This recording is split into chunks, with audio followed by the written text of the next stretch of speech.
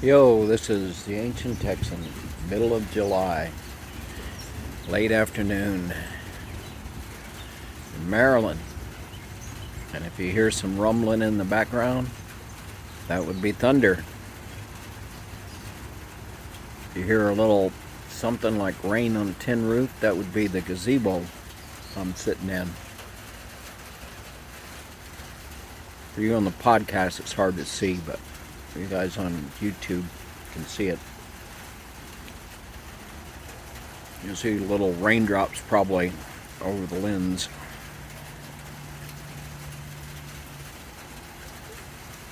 I just learned about something and I'm going to share it because it's really important and discouraging. Have you ever heard of Tweedism? Tweedism, I assume. Look it up in TED Talks. Probably see a much better presentation than here. But they probably won't be as annoyed as I am. Hong Kong. Remember a couple of years ago when they had all the riots in Hong Kong? And it was over a new election law that China was pushing to be passed in Hong Kong.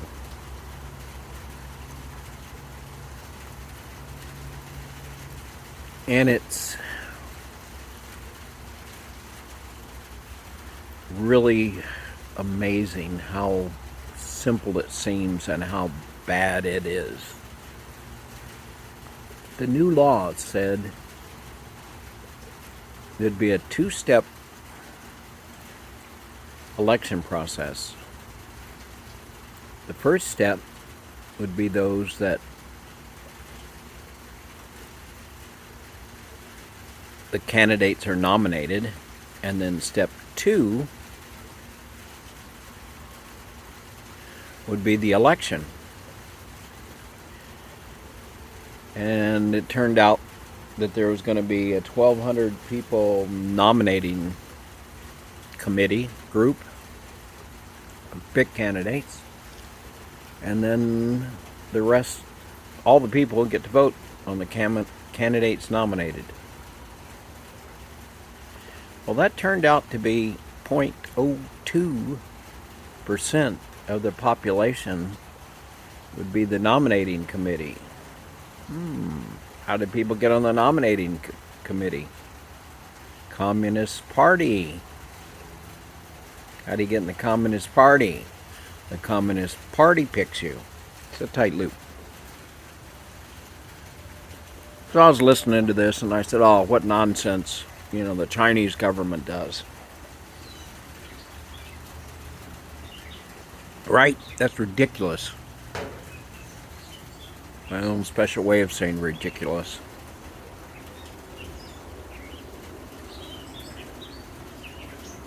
That's ridiculous because obviously, if you control who gets nominated, you're pretty much in the driver's seat because you're not going to nominate people that the Communist Party are not happy with. And more specifically, the elite in the elite in the Communist Party. And I was thinking how rotten China is to have such a system. But then the guy added, as a footnote, they modeled it after the American system. Wow. If that doesn't wrench your gut out, nothing will.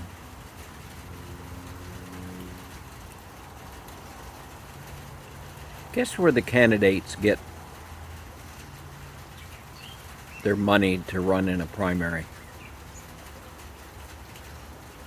Guess who elects our candidates? Well, as a citizen, you can contribute to candidates And as an elite business, you can pump money in without as many restrictions.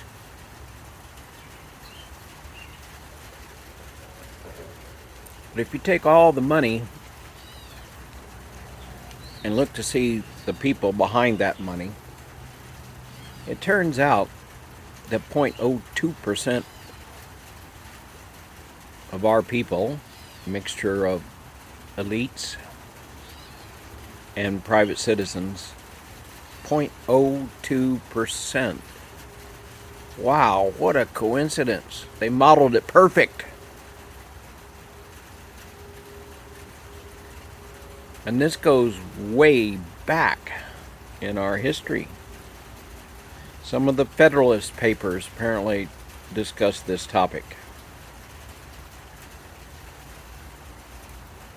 Wow. Wow, wow, wow. It turns out that if you see what gets passed in our society, more strict gun control, screening process, or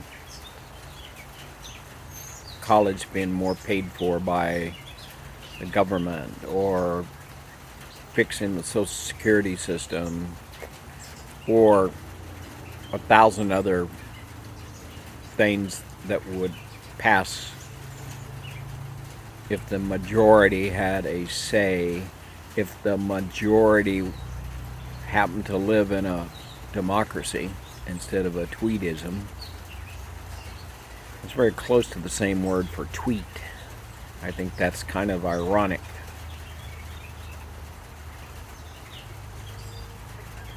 But in our system, what the elites want goes through about 30% of the time. And if you put elites